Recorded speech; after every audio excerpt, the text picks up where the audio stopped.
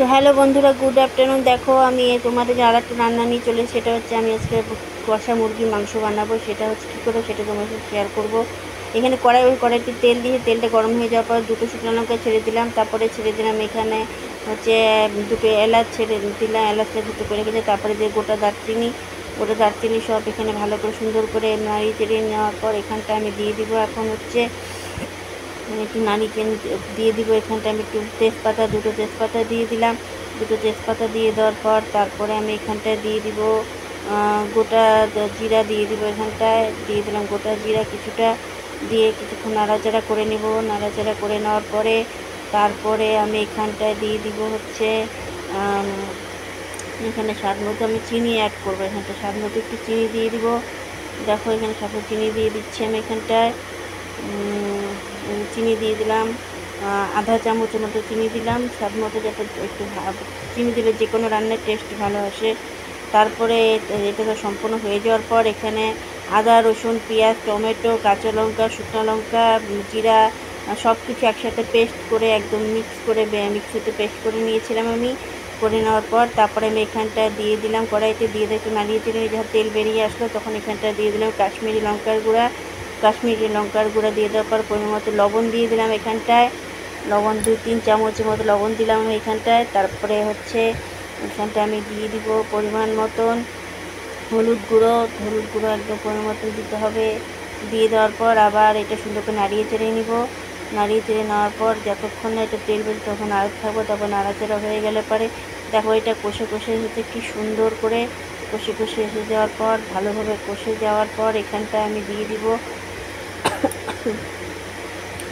বুদবুদি উঠে গেছে। বুদবুদি উঠে যাওয়ার পর আমি হচ্ছে এখানটায় যতক্ষণ না এটা একটু মানে তেল ছাড়ছে ততক্ষণ এটা নাড়িয়ে চেড়ে নিচ্ছি। তারপরে নেড়ে দেওয়ার পর এখানটা আমি দিয়ে দিব হচ্ছে আলু কেটে রেখেছিলাম। আলুগুলো ভাজা করিনি, এমনি জাস্ট কেটে ধুয়ে সুন্দর করে এটা দিয়ে দিলাম আমি কষানো মশলাটার মধ্যে। দিয়ে দেওয়ার পরে ভালো করে নাড়িয়ে চেড়িয়ে নিব। তারপরে এখানটায় আমি অ্যাড করে দিব হচ্ছে গোটা রসুন 2 কোয়া।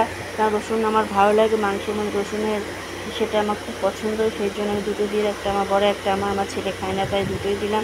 তারপরে দিয়ে দিলাম তেল দিয়ে আমি মুরগি মাংসটাকে মেখে রেখেছিলাম, সেই মুরগি মাংসটাকে আমি এখানে ছেড়ে দিলাম। ছেড়ে দেওয়ার পর ভালো করে এটাকে মশলার সঙ্গে ভালোভাবে এটা মিক্স করতে হবে, যাতে গায়ে একদম মাংসের গায়ে পুরোটা লেগে যায়। লেগে যাওয়ার পর তারপরে দেখো যতক্ষণ না হতো তো কষাতে থাকবো। তারপরে ঢেকে দিব। ঢাকা দেওয়ার পরে দেখো হয়ে গেছে।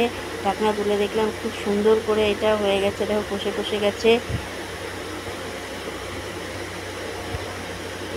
হয়ে যাওয়ার পর তারপরে আমি এখানটায় হচ্ছে জলটা আমি গরম করে রেখেছিলাম। কোনো সময় রান্নাতে ঠান্ডা জল দেবে না, তাহলে ভালো হবে না, জিনিসটা ভালো হয়, সেই জন্য আমি গরম জল করে রেখেছিলাম। এক পাশে যে গামলাতে গরম জল করে রেখেছিলাম ওটা আমি জলটা এখানটা ঢেলে দিলাম। ঢেলে দেওয়ার পর আমি এখানটায় হচ্ছে আবার হচ্ছে ঢেকে দেব। ঢেকে দিয়ে এখন ঢাকনা তুলে নিচ্ছি। দেখো জলটা, মাংসটা, সব কিছু মশলাটা মিক্স হয়ে গেছে, এখন বুদবুদি উঠে গেছে পুরোপুরি, খুব সুন্দর ধোয়া উঠছে, দেখো কি সুন্দর। তারপরে এটা ভালো করে নাড়িয়ে চেড়ে নিব আমি। এটাকে নাড়িয়ে চেড়ে নিয়ে নেওয়ার পর তারপরে আমি ভালো করে নাড়াচ্ছি। একদিন যতক্ষণ না কষছে ততক্ষণ নাড়িয়ে চেড়ে নিতে থাকবো, যাতে মশলা মাংস গালে একদম। তারপরে এখানটা দিয়ে দিব হচ্ছে সানরাইজ চাই গরম মশলা। সবার লাস্টে নামানোর আগে, যখন মাংসটা হয়ে যাবে নামানোর আগে সানরাইজ চাই গরম মশলা দিয়ে আমি এটা ভালো করে নাড়িয়ে চেড়ে নিব। নাড়িয়ে নিলেই আমার রান্না একদম রেডি হয়ে গেল। দেখো আমার মুরগির মাংস রান্না, মুরগির মাংস একদম কষা মুরগি হয়েছে মাংসটা। দেখো বন্ধুরা, তোমাদের কার কার ভালো লাগে অবশ্যই কমেন্ট করে জানাবে। ঠিক আছে, বাই বাই, টাটা।